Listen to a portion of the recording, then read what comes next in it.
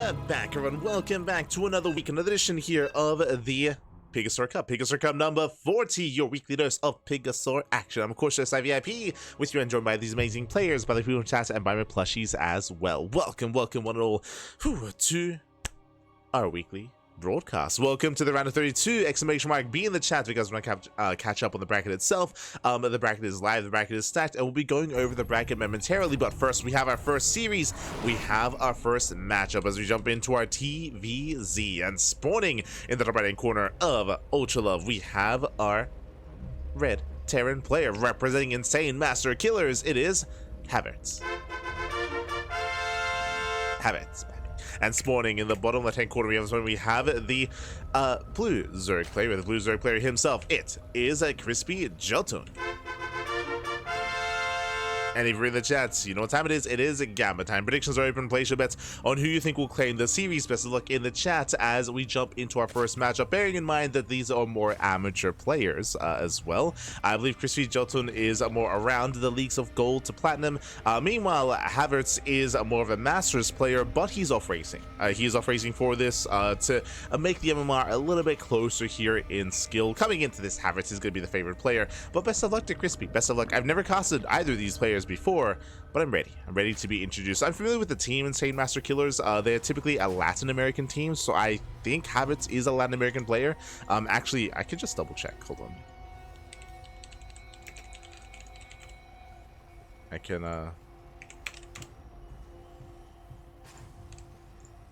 try to double check here.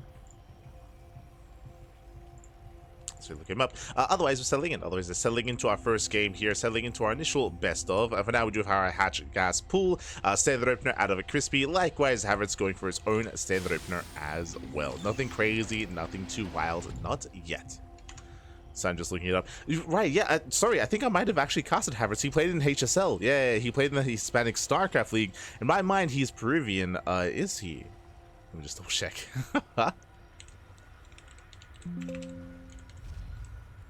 No, not Peruvian. He is Bolivian, pap. Yeah, there we go. From Bolivia, pap. Yeah, I love to see it. Love to see it. So the Bolivian Zerg player off racing as Terran. Let's go. Okay, actually, wait. Can I look up who Crispy is?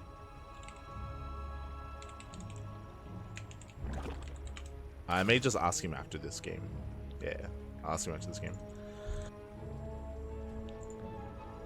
But all good. For now, we're going to be settling into our game.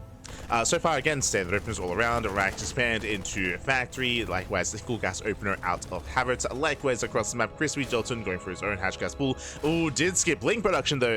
Did skip Links. Reaper does dip in. A drone's going to be going down, and without Links to defend, yeah, just some greed here out of Crispy. Gets punished for it. One drone, two drones going to be going down. Two workers do fall. The queen pops out. Third drone does fall, and with that, Havertz does take a massive lead. Well, I say massively. Does take a lead here in the game. Does get 3 drone kills. Reaper does survive. The queens will keep the bases safe, but again, Havertz also better than again. Crispy did delay his link production in favor of more drones. Again, was just a little bit too greedy there. Did get punished. Likewise, the third base is a little bit late. So late third base here out of our Zerg player. Brutal supply block as well. We're going for a very early Baneling nest. Okay, much earlier than usual. Now, I would assume that this would be for a Bane bust to commit to an all-in, just because of how early it is, but as I mentioned before, Crispy is more of an amateur player, or more of still a growing player, if you will, and this might just be this might just be Crispy overreacting and being overly safe. We'll see what he does do with said Baneling Nest. As Crispy does take his third, gonna be delayed, and the drone, oh my god, does survive. Thank God. Does survive, is going to be thrown down. We have 10 more Lings in production. Behind this, we have a standard follow-up here, 1-1-1. I say standard, this is more of an aggressive follow-up here. 1-1-1 into a second racks before third CC. Very committed on 2 bases. If a Crispy were to commit to an all-in, then there will be plenty to defend. Hellions are amassing, Banshees are on the way. There's no safety bunker, there's no safety wall-off. Likewise, Havertz is in the dark as he did lose his Reaper, so he's working with incomplete information. But there we go, he's now moving out across the map, and we are rushing into a lair. So as we had assumed this Bailey nest, it looks like it was more of like a reaction Bailey nest, more of like a panic Bailey nest. In the end, this isn't going to help too much. Lings, they move out across the map. The wall is open. Hellions are across the map, which means these Lings, they can flood in. Yeah, they can flood into the bases. They get a full surround here on the Marine. They go for the SCVs as well, and we're going for a pseudo base trade. Lings, they will wreak havoc here at the natural. At the same time, Hellions are busting into the mineral line, and drones are going to be going down. Ooh. Yeah, workers are getting roasted at the same time, so are the SCVs. Oh, nice body working with the queen. 2 of the Hellions do get caught out. The other 2 Hellions do bust into the main base. More drones going to be falling, and we have more Lings in production, but he needs more time. Oh no, and the drones are lining up. The drones are lining up. So far, 7, soon to be 8, soon to be 9 drone kills at the same time. Lings, they did wrap up everything here at the natural, even canceling the CC. Yes, it was a cancel, not a kill. Did kill 2 depots, but with that, Havertz defends. Havertz, he does defend across the map. Likewise, so does Crispy. Azadar settles 20 drones to 27 SCVs. Bearing in mind that mules are also a factor, so Havertz is in a better economic position, but Crispy has the potential to drone and to saturate.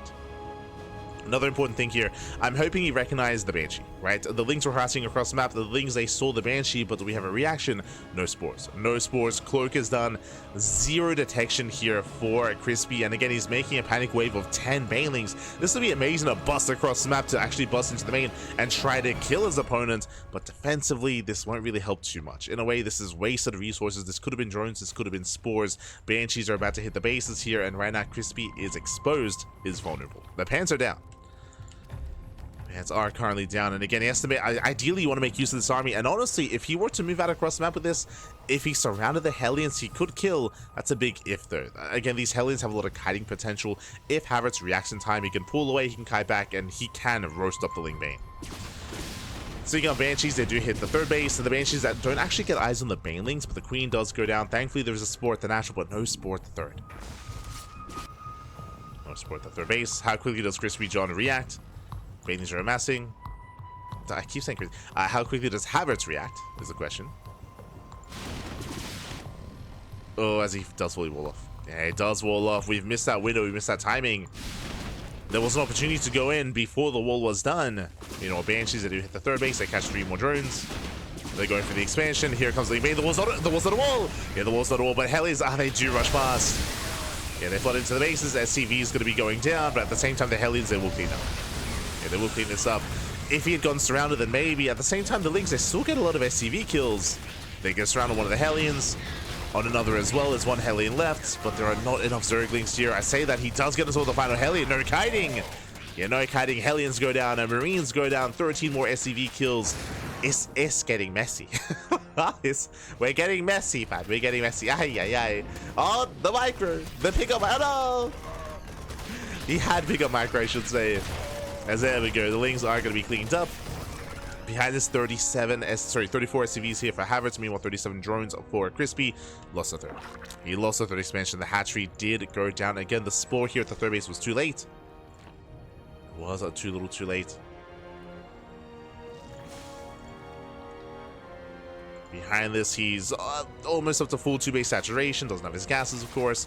He's banking up gas as a result, whether it's going to the Evo chambers or going to a hydrogen or a roach warren. Something needs to be done here with that gas. There it is. Evo chamber's going to be on the way. Bailing speed has not yet begun, so we're missing bailing speed. Yeah, Christie's macro is suffering. Oh, but he does catch the Banshee. Okay, Banshee does go down. Again, his macro is slipping. We gotta spend our money, Papi. Spend our money. Bailing speed. Por favor. We have the lair. Is going a Ling Hydra. Okay, setting up a Ling Hydra composition. Still needs that 3rd base to get up and running. The game's still getting very intense. Now we have some drones on the way. How many Lings do we have? Ooh, only 8. Only 8 Zerglings. Marines are getting into the bases. Stim is done. A 1-1 is done as well. The upgrades are looking decent here for Havertz. He does not have combat shields, but that may not matter. As he stims into the bases. No Queen in the main. Oh no, that was just trying to inject. And the Queens are going down. The drones are going down. Lings, they're late to react. They're out of position. And even as they come in, Marines, they can still trade efficiently. And Crispy, he was making a game out of this for sure, but now Havertz is getting further ahead. He's stabilized, he's on 42 workers. Remember, he has mules, he has a 3rd CC, he's building up his bio tank.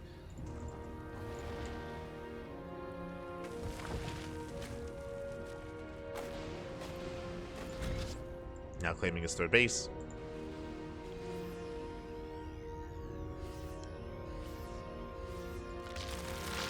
Oh, Jesus. The slow Banes! As he has not yet noticed that he doesn't have bailing speed, unfortunately. I mean, even with bailing speed, it's going to be a tough hold here for Crispy. Havertz is moving out.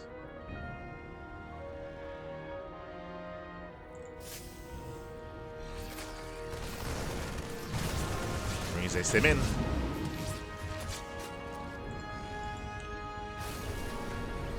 Havertz, he's pushing forward. Again, without baiting speed, he can kite quite nicely against this kind of army. On the flip side, there's no combat shields for Havertz, so sure his bio army is a little bit weaker than it otherwise could be. And he does get himself some Marines, not bad. A couple of Marines go down, drop into the main.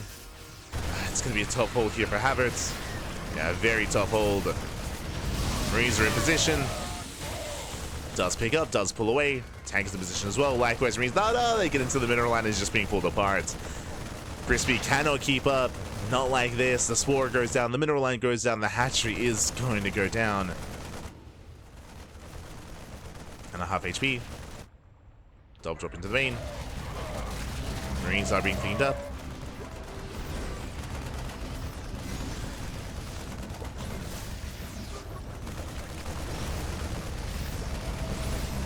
Being cleaned up. We do have the Baliness going down, and this should be the nail in the coffin. At this point, I mean, there are plenty of Bailings here, so it looks like this army can be dealt with, but there's still just so much working against Crispy. It's an uphill battle. It has been for a while. Again, he made the game messy, and he was able to hold his own for a while economically, but the longer the game went on, the worse it was. Now here it comes, the main army. And who needs combat shields? Who needs it? We'll be fine. Don't worry about it. Let's have a see those push onto creep.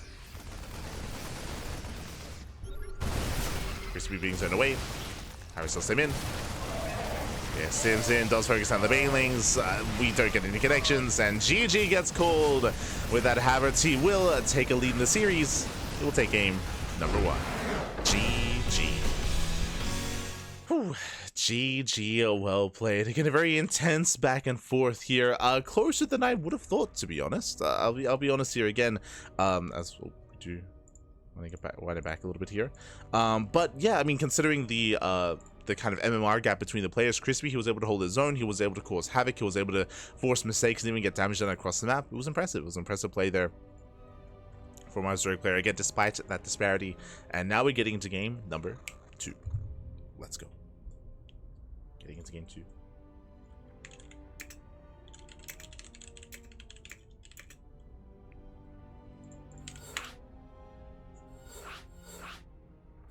So here we go. So getting to the next game. And game 2 is going to be on ley lines. Just catching up the chat. Oh, shout out to Checo in the chat. ¿Qué tal? ¿Cómo estás? Chiquito. Yo, shout out to Khaled as well. Bienvenidos. Bienvenidos. Como siempre. As always.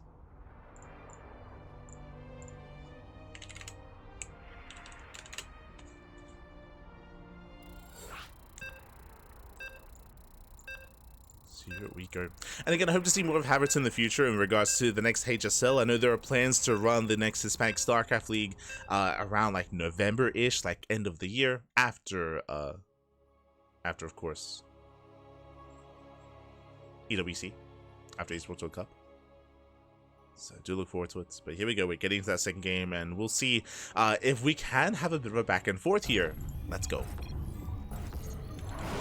As spawning in the bottom left-hand corner of Leylands, we have our Bolivian Terran player, the Red Terran representing Team Insane Master Killers. It is Havertz. And spawning in the top right-hand corner, we have the blue Zerg player down in the series. We'll see if he can bounce back. We'll see if he can make a series out of this. It is ChrispyJotun. Go. Oh, he's so crispy. Beautiful.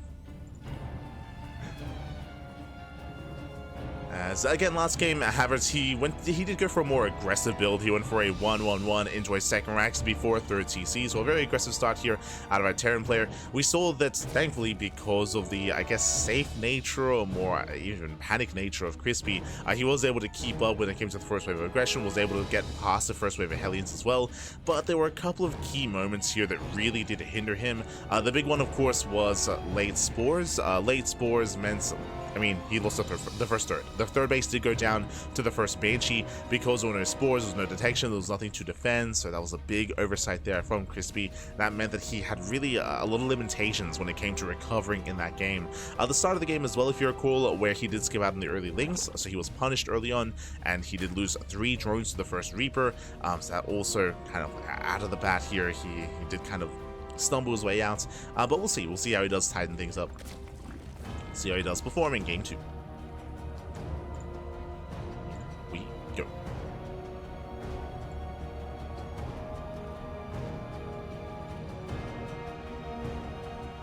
As we have our initial racks expand.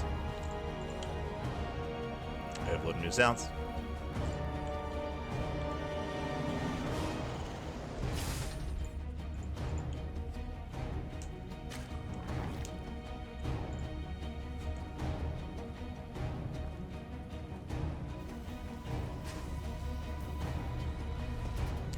And oh, we do mix things up here. So remember, last game we had a 1-1-1 out of Havertz. This time we have a 2-1-1. We have a second Rax on the way. I'm assuming a 2-1-1 with a factory into a starport. Technically, this could be a 3 Rax, and we could throw down the third Rax and go into a heavy stim timing instead. But leaning more towards factory. Meanwhile, the first Reaper gets across the map. Once again, no Zerglings to defend. Oh no! The surround! It does get a surround, and he does. No, he barely does not pull off the surround. The Reaper breaks free, and the Reaper gets 2 drone kills. The Queen is about to pop. The Queen may get the finishing blow. Ooh, does take down the Reaper. Technically, this was a cleaner defense than last game, but still a little bit dirty. Was better than last game, but still less than ideal. Again, once again, punished for skipping his Zerglings. Once again, losing 2 drones. Losing 2 drones at the start of the game. Behind this, meanwhile, it is not a 2-on-1. Hey, it's what we kind of mentioned before that it could be. 3 racks. Third Rax has been thrown down. This is going to be very committed timing here with Stim, with Combat Shields, with Mass Marine. This can hit very, very hard, and this is a much more aggressive timing here from our Terran player as he delays the factory and he delays the starport in favor of Stim and in favor of Mass Marine. So much more aggressive start here. The downside of this is, of course, no Hellions. What does that mean? That means no harassment potential and no scouting either, right? He lost the Reaper, he has no Hellions, he has no presence on the map. So if ChrispyJotun were to go for a Roach Warren, if he were to cut workers early and go for a Roach all-in, then it would go completely unscouted. Or if he went for a Bane all-in, also go unscouted as well. So there's a risk in doing this kind of build just because he's playing blind. When I say he, Havertz is playing blind. Crispy, he's unaware though, and he is he's droning. Doesn't look like he plans on being too aggressive yet. I say that he's got 10 more Zerglings in production here. He has limited vision across the map, so he's making them for safety. We'll see how he makes use of this, or if he does just drone from here. Once again, late third base out of Crispy. Lair is on the way. Really early lair timing. If this was any other player, I would assume this is an early lair for like a Nidus all-in, or maybe like a German Taxi, or maybe 2-base Muta. But as I mentioned before, like this might just be early lair just to get it, and just to go for maybe early bailing speed. We'll see how he does make use of this army. Meanwhile, Lynx they get across the map, but there's a full wall this time. Yeah, there's a full wall of Marines. They hold well. They defend. And this is hurting Crispy. The links that he made. Again, because now all these links, at least half of them, could have been drones. They could have been workers. We could have had a greater economy here. Currently, these Zerglings aren't really achieving too much. And Havertz, he's just building up towards one big timing. Stim is almost done. Combat Shield's almost done. Looks like we're waiting for a couple of tanks. Looks like we're going to be waiting for the reactor to medevacs here before pushing. No boy. Back at him, Crispy, he's unaware, so he's getting spores. Based on what he's seen, he should recognize that he doesn't need them.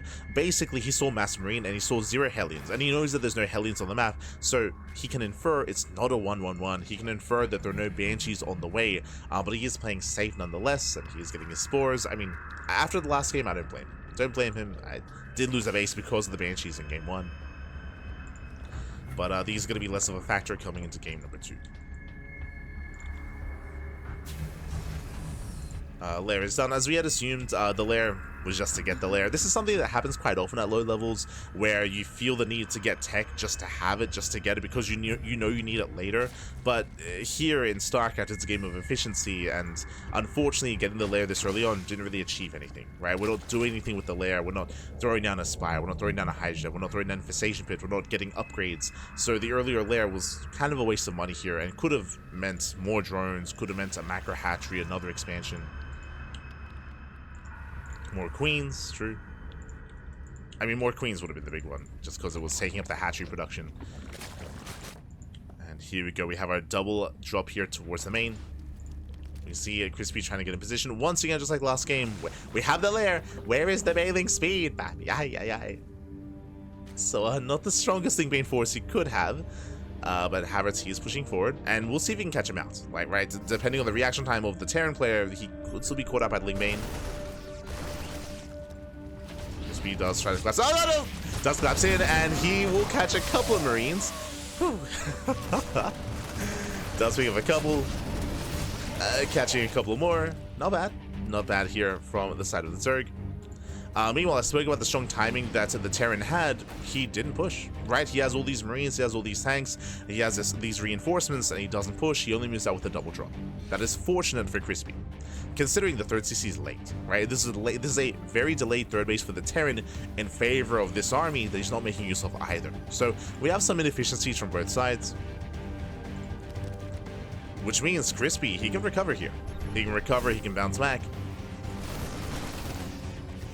He's getting into 1-1 upgrades, into bailing speed. Ooh, but he does miss this drop. Queen goes down. Drone's going to be going down as well. These are going to be brutal losses here for the Zerg. 6 workers go down. Now Crispy has to re-drone and re-expand. Also, the creep is lacking. There's no active tumors. That is going to make it more difficult to engage and more difficult to scout move-outs, scout drop play, and keep up with the Terran army. Once again, though, Havertz is not pushing with his tanks. He's only going for drop play. And this will give the opportunity for Crispy to actually keep up with the drops and keep up with the army. Double drop into the main base, Lings, they respond. At the same time, we have Link Bane rolling out across the map. But there are tanks to defend. They're already pre-sieged. And here comes that double drop. Making his way towards the third. Crispy getting ready for his own push. But pushing into pre-siege tanks is not going to be easy. And speaking of, does try to bust in. Widowmines are about to borrow. Oh, Mines just about to go off. Brutal connections. Yeah, the mines, they pop off. They shut down the Link Bane. With that, Havertz, he defends. At the same time, he attacks across the map, knocks down the third base, gets into the natural. Drone's going to be falling all over the place here. Everything's on fire. And looks like the natural's going to be safe, but he will lose to both queens. And both queens go down for Crispy. GG gets called. And Havertz, he will claim the series. And it was a good match. It was a good match. GG. And Havertz will take it 2-0, advancing on to the round of 16. GG. Whew. GG, well played. Congratulations here to Havertz. Again, he did come in as the favorite player, just purely based off of MMR. But a shout out to Crispy because he was able to hold his own. He was able to have his own moments, his own opportunities. It was impressive to see him kind of stand up to Havertz here in the TvZ matchup. GG. GG, well played. Again, unfortunately, there were definitely a lot of pitfalls there that a lot of amateur players do kind of fall into when it comes to teching too quickly, when it comes to taking gases too early, or delaying your own expansions, delaying your own droning as well, not knowing when and where to drone, and not knowing when it's safe to do so, when it's not safe to do so. That is definitely something to learn and something to gain when it comes to improving at the game and improving at StarCraft, for sure. And I'm sure Crispy is on his way. I'm sure he's on his way there to improvement. GG, well played.